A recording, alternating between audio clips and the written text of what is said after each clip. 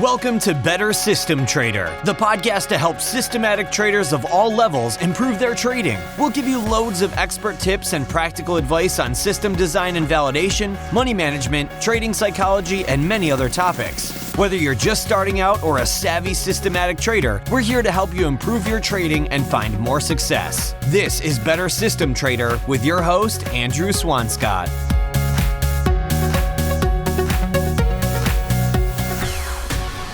Welcome to the Better System Trader podcast. Glad you could join us today, where we're going to be talking about strategy design and different ways to look at the markets.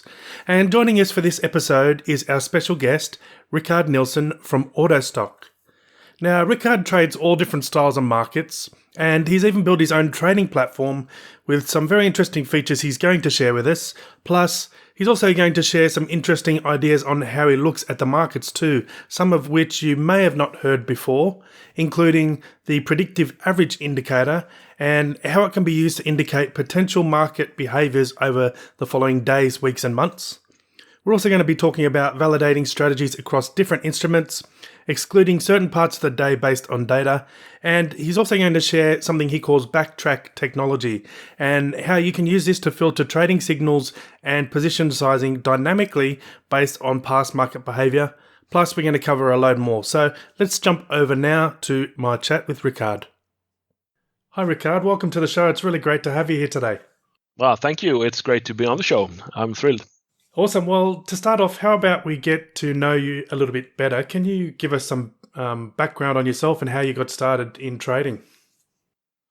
That's a long story, actually. It was about 20 years ago. I had just developed an interest for stock trading and made my first shaky trades. And I was working in a workshop at the time as installing aerials and satellite dishes and stuff like that.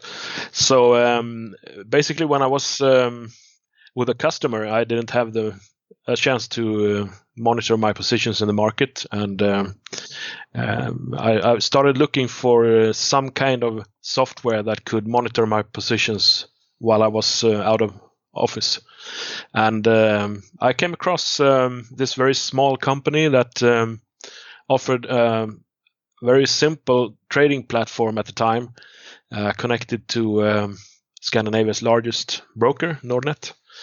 And I became a customer and started developing trading strategies at the time just for exiting positions. But as time went along and I became more and more confident, I started developing conditions for buy signals as well to enter positions. And to make a long story short, we ended up buying that company, and that's what how it all began, developing the platform that is our platform today.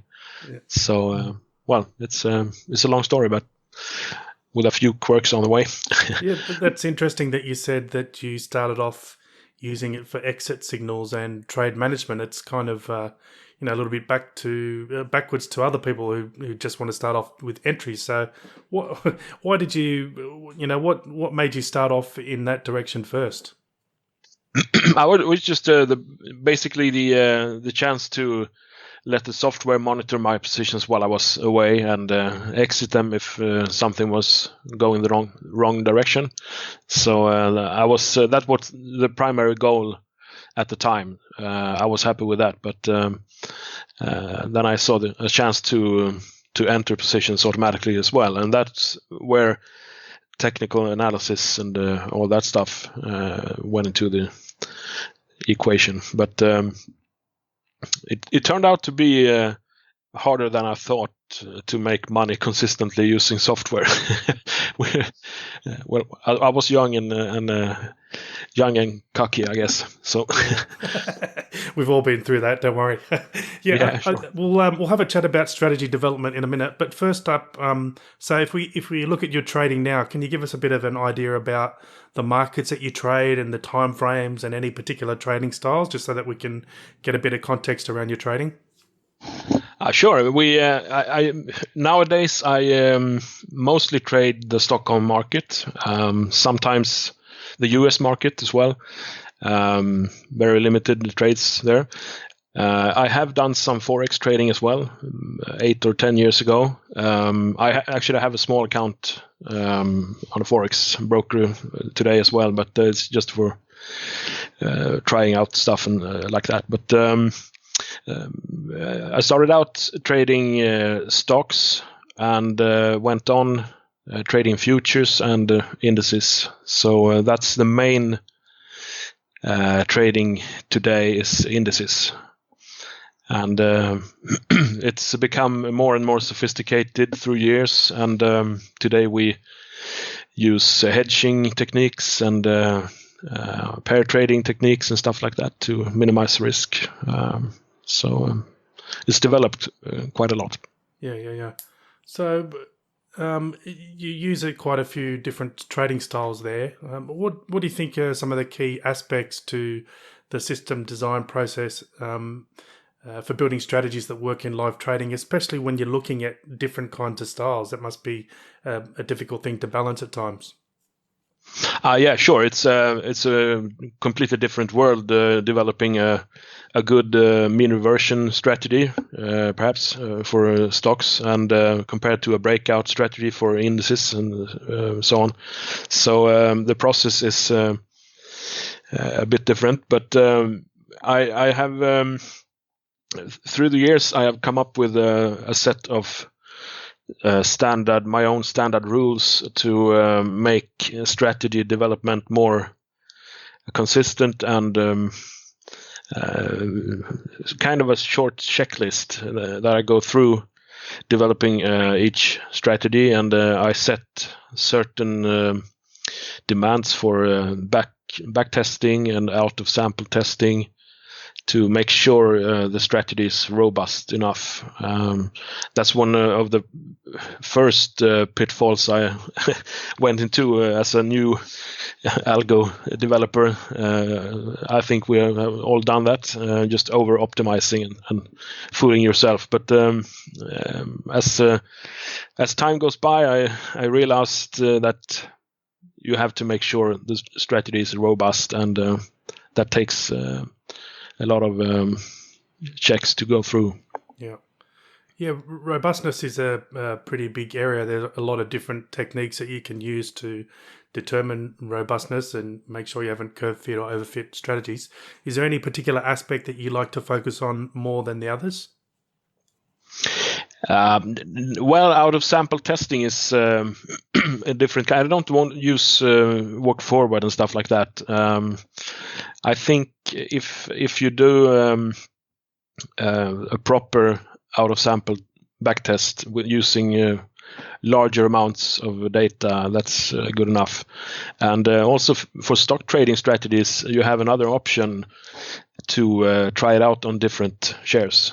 Stocks. So if it works on half of the main list you have in your market, it should work almost just as fine on the other half. And if it doesn't, my guess is that something is over optimized. But could be a coincidence, of course. But I always do these kind of differential tests to make sure I get similar results. So that's just a confidence in trading the strategy. Yeah. So when you're testing these strategies on other markets or other stocks, do you need to kind of take into account, whether they're similar? Because, some, especially in the futures market, some can have different personalities and different behaviors. So it can be difficult to test, and perhaps maybe the testing isn't even valid on something that's completely different. So how do you pick what to test and where? That's different from different trading strategies, depending on what kind of edge they are built around. I use a lot of times I use cycles as a filter, and these cycles, of course, vary from market to market, stocks from stocks, and so on. So one trick that we developed in the recent years was to automatically find the cycles of each commodity using logic in the scripts. So for example, the predictive average indicator that we use in different kinds of way. So it all depends on what kind of edge the strategy is built around.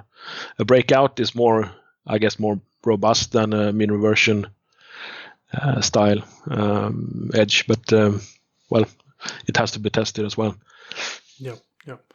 So, what about you've mentioned already that robustness is pretty key when you're building strategies, and that you need to use a large sample size to try and determine that your edge you haven't overfit your edge. But are there any other kind of common mistakes that you see people making when they're doing back testing or simulations? Actually, yes. There's a very common mistake, in my opinion, to use only daily bars for backtesting a trading strategy. At least for the Swedish market, and I guess most others as well, we have the call at the end of the day, and what happens in the closing call is it's very random and not a good point of time to trade during the day. And most trading platforms that has backtesting facilities can only backtest using the entire day's end, the closing price, and so on. But we use an animation technology that goes through the day minute by minute or even seconds by seconds, and check for signal each second. So this way we can use the price before the closing call, and this makes sure we backtest for the same conditions we will trade live. So this also demands we have a lot of intraday history stored in our service, so which has been painstakingly collected day by day through the years, and so it's a large amount of data, and but it's also the key to be able to perform a very accurate backtest. So that's essential to us. Yeah.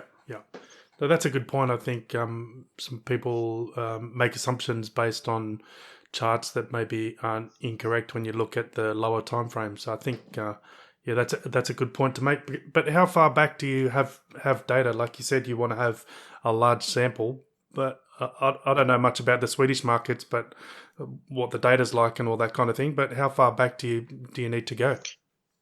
We have intraday data from 2003, sometimes the end of 2002, up to now, and so it's pretty much actually depends on what kind of strategy we're talking about. A slow swing trading strategy might not need that high resolution intraday data, but if it's a faster day trading strategy, it's entirely essential we have good data. So it's basically depending on what time frame we trade. We have some slower strategies as well that use year cycles and stuff like that. So that's not a big difference if we enter 1 or 2 points up or down, maybe 2 or 3 trades a year. So in that case, it's fine to use just simple end of day history. But so it depends on the trading style. Yeah, I've found though that data way back in early 2000s is a little bit dicey. It's a little bit spotty. Does that kind of invalidate the testing a little bit because the data isn't so good, or do you don't really care about that kind of thing? Well, if it is bad, if it is dodgy, I would say it does invalidate the backtesting results. You have to take into account I mean, for some, the German DAX index, for example, we have some issues with the data, earlier data, and we have to take that into account and maybe block signals that's the first 30 minutes each day or something like that to make sure we have a proper feed before we allow signals. And that's a way to isolate bad data from the results. But you have to look in detail to make sure you get rid of the problems. Now, I'm interested to ask you about how you manage adjustments to strategies over time. You've mentioned cycles a few times. Now, cycles come and go, just like any other behavior, I guess, in the markets. How do you manage those type of things with your trading strategies? Do you adjust them as time goes on?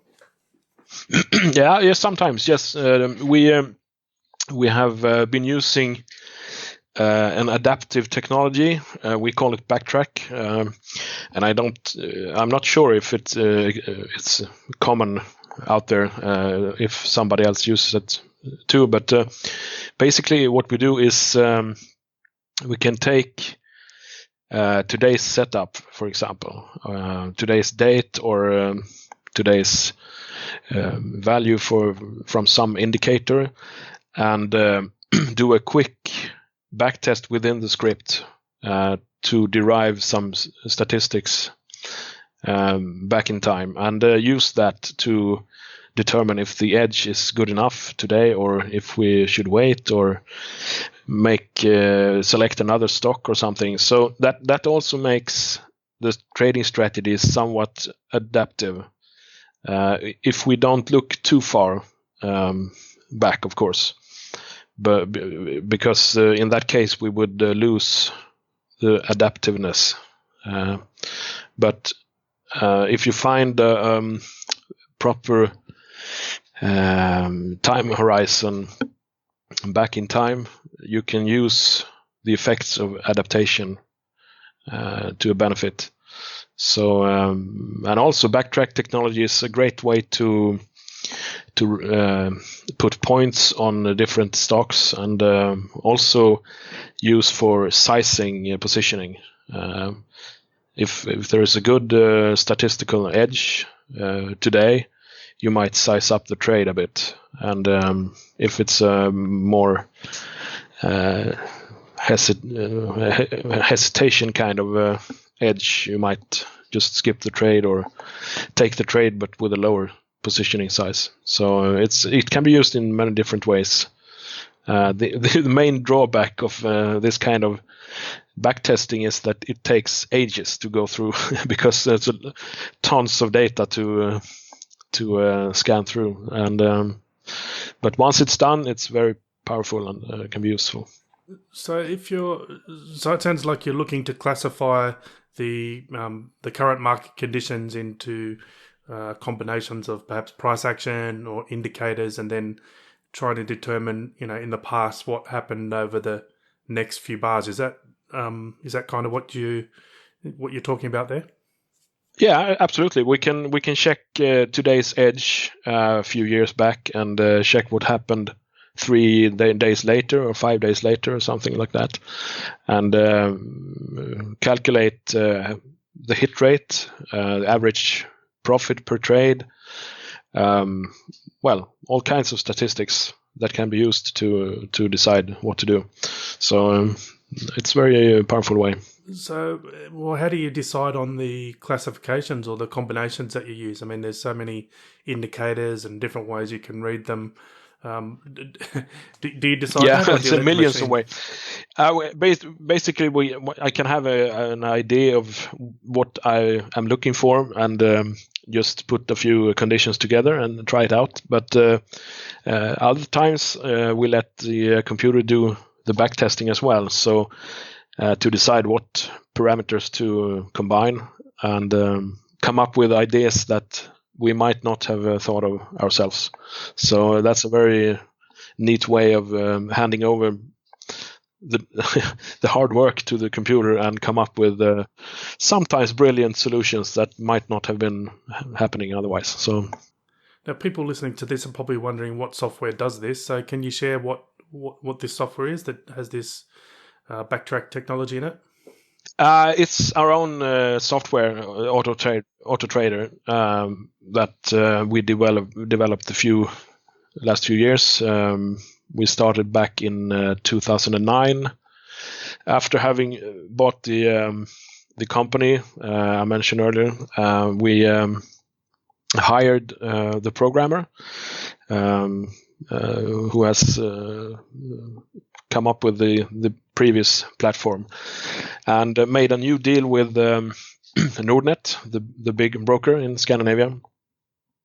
And development work began, and at the same time, the broker began working on their API. It's a real-time API with streaming prices and account data and stuff like that. So it's been developed in parallel since then, actually, and so it's our own platform, and that's one of the the long history we have, the quirks on the way, that we ended up developing a platform there just to make sure we had the right tools to make the trading strategies happen, and it's to some extent depending on the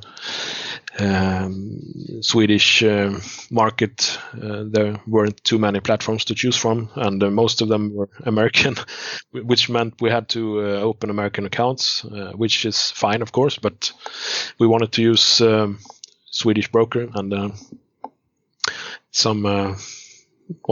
it came to happen in a neat way, and everything fell in place nicely. So that's where we are today. The main thing for us is the platform, actually, but as a private person, I of course use the tools and develop my own strategies, and also for the clients. So yeah. Now, something that you mentioned earlier, I think you said, was predictive average calculation. Can you explain a little bit what that is and how you use it? Sure. It's a very simple indicator. Basically, what we do is take each year's the chart of each year and put them on top of each other. So we use, for the Swedish index, we use the 18 previous years and place those on top of each other and calculate the average. And then we can see straight away if there is a cycle going on. If it isn't a cycle, then the average would be more or less just a straight line with some noise in it. But we get a pretty nice sinus kind of way. So we know for sure there is a cycle going on. And that can be adjusted in time. As we know, we used only the previous year's data, and we know what happened next month and next quarter and so on. So we can actually move this average curve into the future, and that's where we came up with the name Predictive Average. So we can see what's to be expected next few months or weeks, if the price movements follow the average history. So that can be used as filters or even as an edge in itself. It's a very useful way of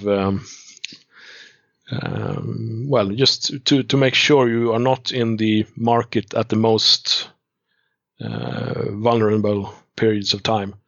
So basically in the summertime in Sweden is not a very good time of the year to be in the stock market. So we can use that to downsize our positions or even go short in the market in some reasons. Yeah. It's that sounds like an interesting approach. How would you compare the Swedish markets to the US markets? I guess the Swedish market is it's both a bit volatile and a bit calm at the same time, but in different time frames. It's a weird way to look at it, but the big moves usually are bigger in Sweden than in the US, for example. But intraday, not much happens. An average day in Sweden is not much volatility going on in the shorter time frames. So, but in a few weeks, anything can happen. So it has a mind of its own.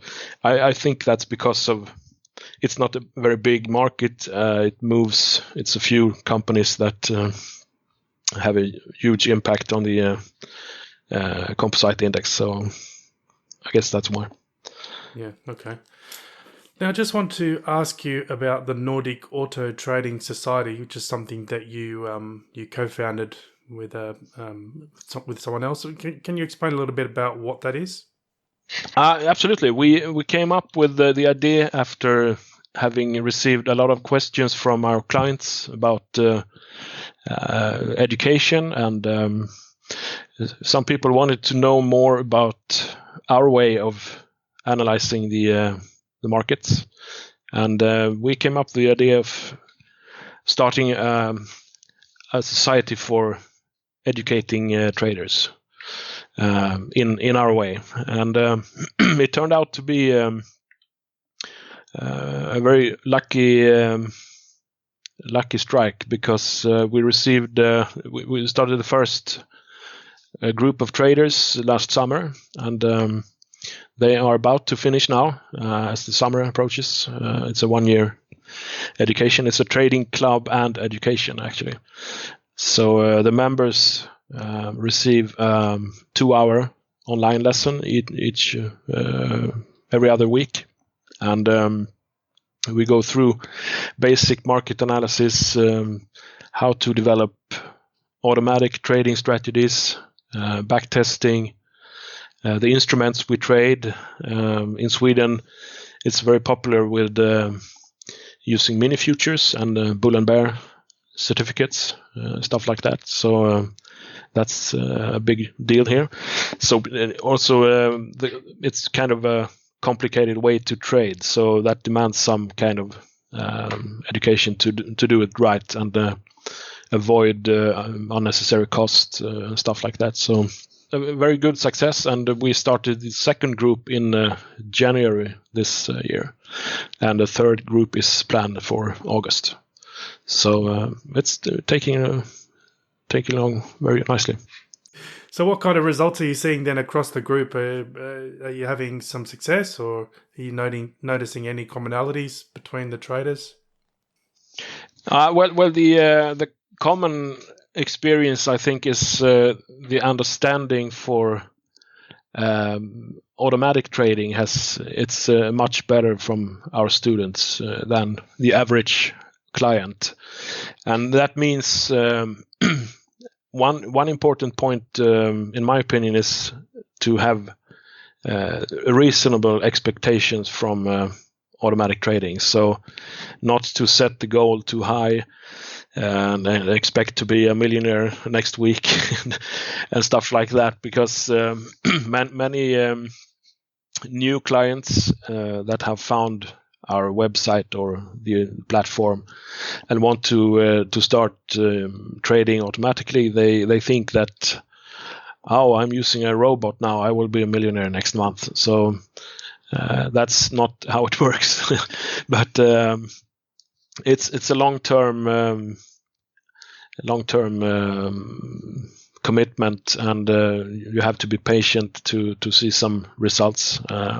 Even robots can experience some losses at times, of course, like everybody else. So it's just that using the statistics the right way creates a long-term advantage in the market. So let the robots do the work, and hopefully it will turn out well. But that's the main thing I think our members have come to realize. So and a different understanding of the market, I guess. Yeah. Now, You've mentioned in our chat that you trade breakouts and mean reversion and cycles and other kinds of ideas there. You've got this adaptive backtrack and the predictive average. Where do you come up with these ideas, and where do you find your ideas to test?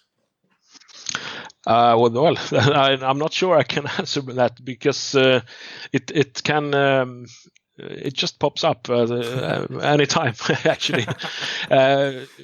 Could be developing one strategy using a set of rules or conditions, and then realizing that, this is not what I need. I need a new indicator or some kind of statistics to do the job. And if I'm lucky, I can come up with a new kind of indicator to just fulfill the need for that strategy. So it's I don't know how to. I don't have a way to generate these ideas. Basically, they just come to me when I least expect it. So maybe a glass of wine is the way to do it. I don't know. I was actually going to say I usually get a lot of my good ideas at the pub, so yeah, that's not too bad actually. It always helps, yeah. Oh, that's cool. All right, well, I'd just like to start wrapping up now with some quick closing questions. Yeah, sure.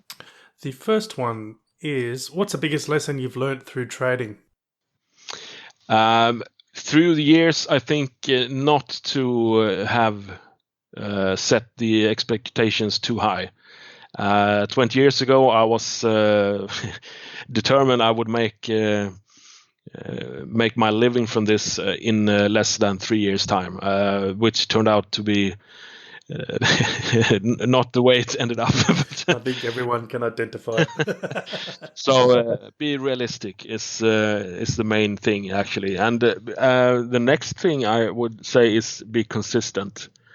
Have patience with the strategies. If you do your work properly when designing a strategy and not falling into the